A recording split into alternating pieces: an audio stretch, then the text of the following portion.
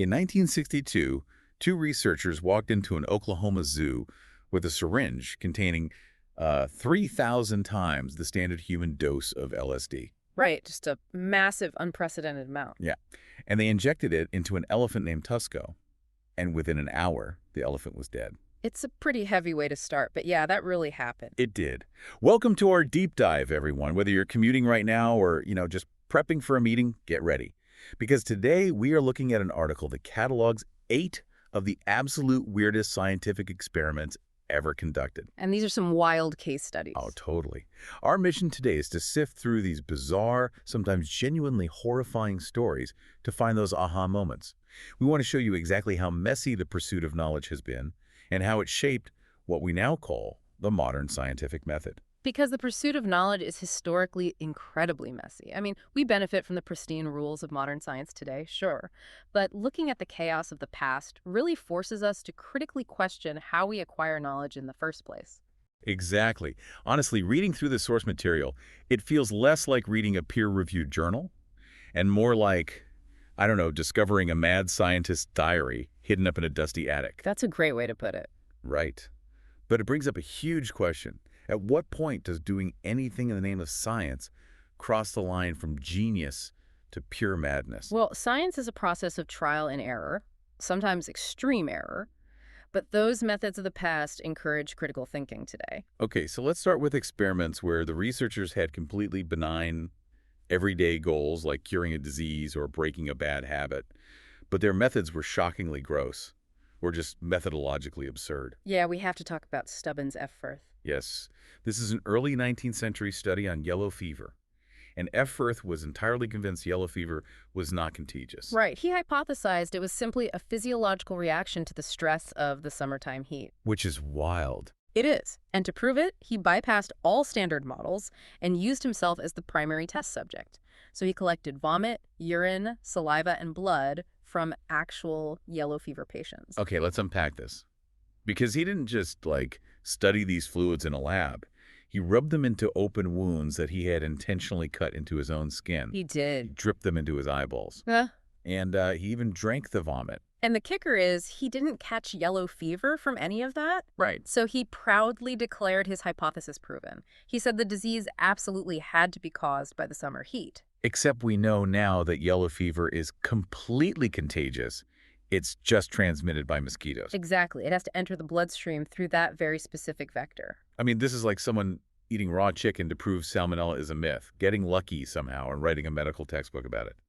He drank vomit for absolutely no reason. For no reason at all. Firth's experiment is a perfect example of confirmation bias combined with unseen variables. Because he missed the mosquitoes entirely? Exactly. When you have a predetermined conclusion like heat causes the fever and your incredibly extreme exposures don't make you sick, you just stop looking for alternative explanations. He never even considered a transmission mechanism he wasn't actively testing. So he just locked into his very first assumption. Right.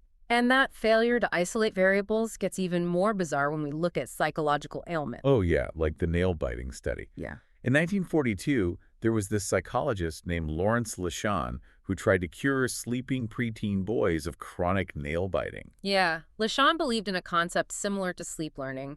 His setup involved this dark cabin in the woods full of sleeping boys. Initially, he played a phonograph record on a loop that just said, "My fingernails taste bitter." Over and over. Right. But when the equipment broke from overuse, he didn't fix it. He literally just stood in the dark cabin and physically chanted the phrase 300 times every single night. Wait, I need to push back on this. The article says he claimed a 40% success rate. 40% of the boys quit biting their nails. That's what he claimed, yeah. But couldn't that just be because these kids were absolutely terrified of the strange man chanting in the dark? Or maybe they just grew out of it. You've hit on a critical failure in experimental design right there. He assumed causation where there was only correlation. Because there was no control group, right? Exactly. Without a control group of boys in a similar cabin who weren't subjected to the chanting, that 40% figure is completely meaningless. We don't know if the chanting worked as subconscious programming or if the kids were waking up terrified. So even with a benign goal, human trials collapse without rigorous parameters. They really do. Well, it's one thing to have confirmation bias about your own body or mess up a trial on summer campers. But we need to transition to what happens when human curiosity is projected onto animals, with zero ethical boundaries. This is where things get genuinely reckless. Yeah. Like Ilya Ivanov in 1927, this Russian biologist went to Africa under extreme secrecy. And reading this, it sounds like a horrifying 1920s B-movie script that somehow got real government funding. His goal was to successfully crossbreed a human being and a chimpanzee. It's just unhinged. He attempted artificial insemination of female chimps with human sperm, and when that failed, he returned to the Soviet Union with an orangutan, planning to breed it with willing human female volunteers. Which he somehow actually found. He did, but thankfully the orangutan died before the experiments could proceed. Wow. But the fact that he secured funding and approval for this just shows what happens when curiosity operates in a complete vacuum of oversight. Which brings us right back to our opening story about Tusko the elephant in 1962. Researchers West and Pierce injected him with 297 milligrams of LSD. How does a researcher even justify jumping straight to a 3,000 times dose? Where's the scientific method in that? There really isn't one. They made a fatal assumption about biology. They simply scaled up the human dose based on the elephant's massive body weight. But an elephant isn't just a giant human. Right. Their nervous system doesn't process chemicals the same way ours does. Elephants have highly sensitive neuroreceptors that process certain alkaloids far more aggressively. So they completely ignored the mechanics of the brain. Yeah. If we connect this to the bigger picture, the Tusko tragedy highlights the dangers of extrapolating human pharmacology to completely different species. Because Tusko panicked and collapsed. And then the researchers tried to revive him by flooding his system with heavy antipsychotics. He died within an hour. Which completely corrupts the data. Exactly. We don't even know if the massive dose of LSD killed him or if the sudden influx of antipsychotics triggered a fatal shock. It represents a catastrophic failure in experimental design. Okay, here's where it gets really interesting, though. Because we're moving from animal experiments that were just reckless to highly controlled, incredibly bizarre physiological experiments that actually yielded vital, modern medical breakthroughs. This is the Macabre milestone section. Yeah. It asks if the ends justify the means. Right. The article highlights Sergei Brukhanenko from the late 1930s. He created the autojector, and it's basically nightmare fuel. The autojector was an early heart-lung machine.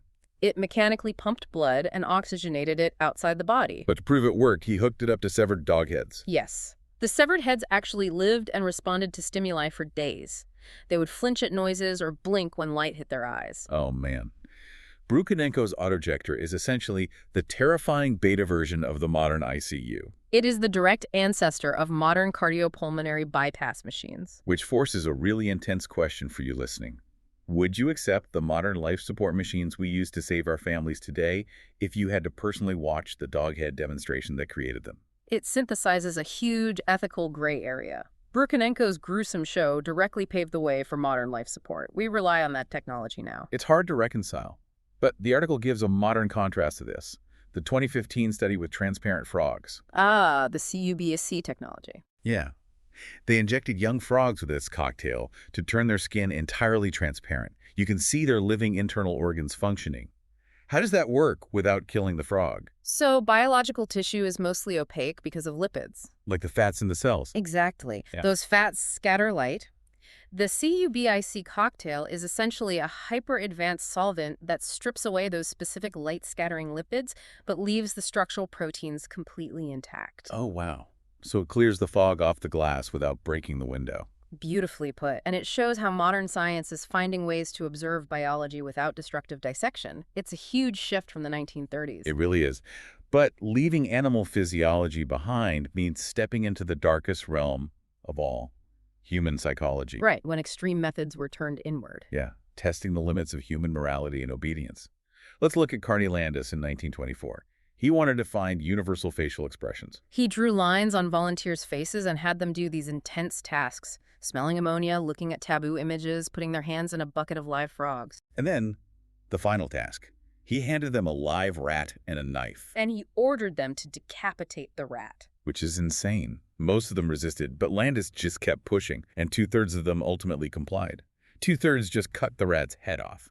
And he found no universal expressions. I mean, obviously, why on earth would Landis think cutting off a rat's head would produce a clean, universal facial expression. People process sudden trauma so differently. Exactly. Wasn't he just accidentally testing obedience decades before anyone else? What's fascinating here is that exact chilling through line. Landis accidentally laid the groundwork for Stanley Milgram's famous obedience experiment in the 1960s. Milgram is legendary. Yeah. Inspired by the Holocaust, he wanted to see if normal people would do terrible things Yeah. just because they were ordered to. Right, so he set up a real subject who was told to give electric shocks for wrong answers on a test. And the person taking the test was actually a fake subject, an actor. Exactly. The actor would scream in fake agony as the voltage went up and eventually go eerily silent. The real subject would hesitate, obviously. They'd sweat and ask to stop. But the researcher in the lab coat would just calmly say, the experiment requires that you continue. And despite their hesitation, 2/3 of the real subjects pushed the shocks to fatal levels, simply because they were ordered. 2/3? The exact same ratio as the rat study. It's a cornerstone of modern psychology for a reason. It forces us to question the assumption that only evil people do terrible things. It's terrifying. Yeah. So what does this all mean? We've gone from a guy drinking vomit to overdosing an elephant, dog heads on life support, and tricking people into thinking they're murderers. It means we have to look at how we get our facts. When you read a headline about a new scientific study today, don't just look at the conclusion. Right, look at the methodology. Exactly. Look at how they got there. Critical thinking is our best tool in an age of information overload. The scientific method was built specifically as a guardrail against our own immense capacity for delusion. You won't have to drink vomit or shock your neighbors anytime soon, hopefully. But knowing this history is the ultimate defense against taking scientific facts at face value. Absolutely. Which leaves us with one final lingering question for you to mull over today.